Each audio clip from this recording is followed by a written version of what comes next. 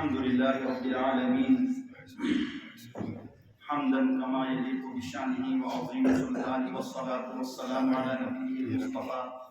وعلى آله وصحبه أجمعين أما بعد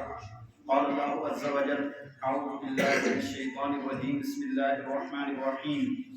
ظهر الفساد في البر والبحر بما كسبت أيدي الناس ليذيقهم بعض الذي عملوا لعلهم يرجعون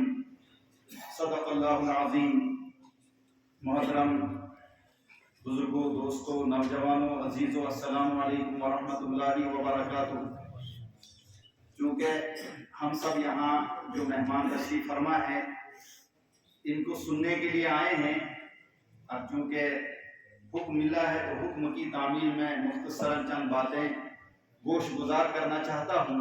اور آپ سب جانتے ہیں کہ آج عربی جو مہینہ چل رہا ہے وہ ربیع الاول کا مہینہ ہے، اور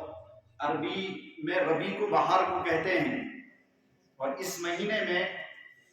ہم سب کے آقا محمد عربی صلی اللہ علیہ وسلم دنیا میں تشریف لائے، اور آپ اسی مہینے میں دنیا سے رخصت بھی ہوئے۔ زیادہ تر جو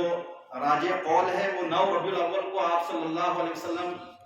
دنیا میں آئے، اور 12 کو آپ کی وفات ہوئی، اس میں کوئی اختلاف نہیں ہے۔ بہرحال ہم سب نے حضور اکرم صلی اللہ علیہ وسلم کا جو اصلی مشن ہے اس کو فراموش کیا ہے، اور زیادہ تر ہم آپ کے جشن میں پڑے ہوئے ہیں۔ آپ کا جو اصلی مقصد اور آپ کا جو مشن تھا، مدنی دور، مکی دور، جو آیت میں نے آپ حضرات کے سامنے تلاوت کی، اللہ رب العزت نے 550 سال کی مدت کی جو منظر کشی قرآن مقدس میں کھینچی ہے کہ فساد، بگاڑ، کرپشن، خرابی غالب آ گئی ہے۔ ظہر الفساد فی البر والبحر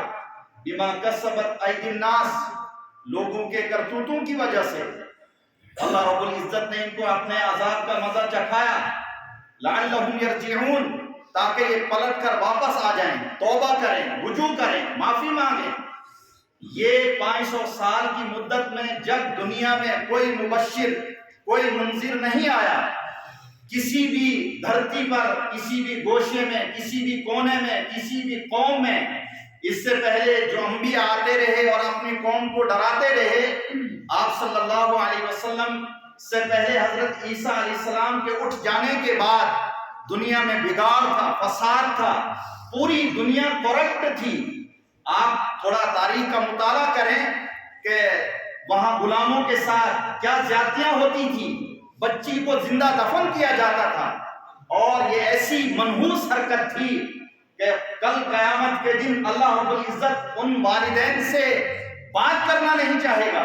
اور بچی سے سوال کیا جائے گا وَإِذَا الْمَوْءُودَةُ سُئِلَتْ بِأَيِّ ذَنبٍ قُتِلَتْ۔ یہ قرآن کہتا ہے، بتائیے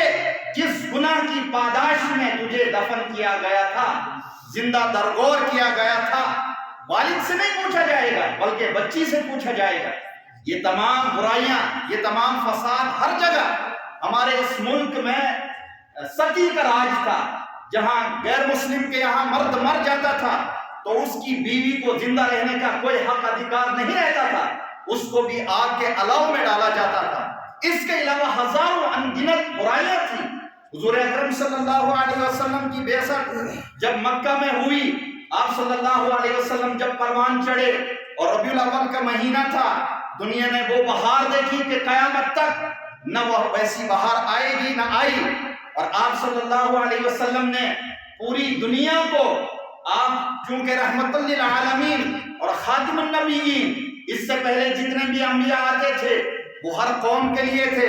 الگ الگ قوم، الگ الگ قبیلے اور الگ الگ علاقے تھے ان کے، لیکن حضور اکرم صلی اللہ علیہ وسلم کو پوری دنیا کے لیے بھیجا گیا، اور اسی لیے کہا گیا کہ وَمَا أَرْسَلْنَاكَ إِلَّا رَحْمَةً لِلْعَالَمِينَ، ہم نے سارے جہانوں کے لیے آپ کو رحمت بنا کر بھیجا ہے۔ اس سے پہلے جتنے بھی انبیاء، حضرت موسیٰ کو دیکھیے، حضرت عیسیٰ، حضرت شعیب، حضرت زکریا، حضرت ادریس، جتنے بھی انبیاء علیہ السلام میں سارے جو تھے یہ مخصوص قوم کے لیے اور علاقے کے لیے، اور محدود وقت بھی تھا ان کا، لیکن حضور اکرم صلی اللہ علیہ وسلم کو آخری نبی بنا کر بھیجا۔ ہم سب نے ان کی تعلیمات کو فراموش کیا ہے، اور آج ظہر الفساد فی البر والبحر جو کہا گیا ہے اس سے لاکھ گنا جو ہے فساد بگاڑ ہر گاؤں میں، ہر گلی، ہر کوچوں میں، گھر گھر میں برائیاں پھیلی ہوئی ہیں۔ شیطان حد سے زیادہ کام کر رہا ہے، لیکن جو نائبین رسول ہیں، جن کا کام تھا، جو اپنے آپ کو کلمہ پڑھنے والے کہتے ہیں، کلمہ گو کہتے ہیں، وہ سوئے ہوئے ہیں۔ لہذا بزرگوں اور دوستو، حضور اکرم صلی اللہ علیہ وسلم کا جو اصل مشن ہم نے اس کو فراموش کیا ہے، اور یہ مہینہ اس بات کی دعوت دیتا ہے کہ حضور اکرم صلی اللہ علیہ وسلم کو یاد صرف ربیع الاول کے مہینے میں نہ کیا جائے، صرف 12 ربیع الاول کو یاد نہ کیا جائے، بلکہ 24 گھنٹے کی زندگی، قل ان صلاتی ونسکی ومحیایا ومماتی للہ رب العالمین لا شریک لہ وبذالک امرت وانا اول المسلمین، یہ کہا گیا ہے کہ میری 24 گھنٹے کی زندگی جو ہے وہ اللہ کے لیے ہے اور میں مسلم ہوں۔ لہذا یہ جو یہاں اس علاقے میں اتنی عالی شان مسجد تعمیر ہوئی ہے، یہ اس بات کی دلیل ہے کہ یہاں اچھے لوگ ہیں، یہاں دیندار لوگ ہیں، یہاں ادارے قائم ہو رہے ہیں۔ یہ جو مدارس، جو مدرسے اور مکتب ہیں، ان میں اے سے اللہ پڑھایا جاتا ہے، بی سے بسم اللہ پڑھایا جاتا ہے۔ لہذا تمام حضرات جو مسلمان ہیں ان کو چاہیے کہ ان اداروں کی طرف زیادہ سے زیادہ توجہ دی جائے، اور جو اکیڈمیاں ہیں اور جہاں دین نہیں دیا جاتا ہے، پھیلایا جاتا ہے، وہاں سے اے سے ایپل پڑھایا جاتا ہے، بی سے وائی پڑھایا جاتا ہے، لیکن یہ مدارس اور مکاتب ان کی طرف توجہ دینی ہے۔ لہذا یہ مسجد اور یہ جو مدرسہ ہے یہ ابھی تعمیری مراحل میں چل رہا ہے۔ آپ حضرات سے گزارش ہے کہ دل کھول کر یہاں ان اداروں کی ہر جگہ جہاں بھی ادارے ہیں ان کی امداد کرنی چاہیے۔ چونکہ وقت نہیں ہے، میں انہی باتوں سے آپ سے جدا ہوتا ہوں۔ اللہ رب العزت ہم سب کو کہنے اور سننے سے زیادہ عمل کی توفیق عطا فرمائے، اور حضور اکرم صلی اللہ علیہ وسلم کا جو اصلی مشن ہے ہم رات دن اس کی فکر کریں اور اس کو آگے بڑھائیں۔ وما علینا الا البلاغ۔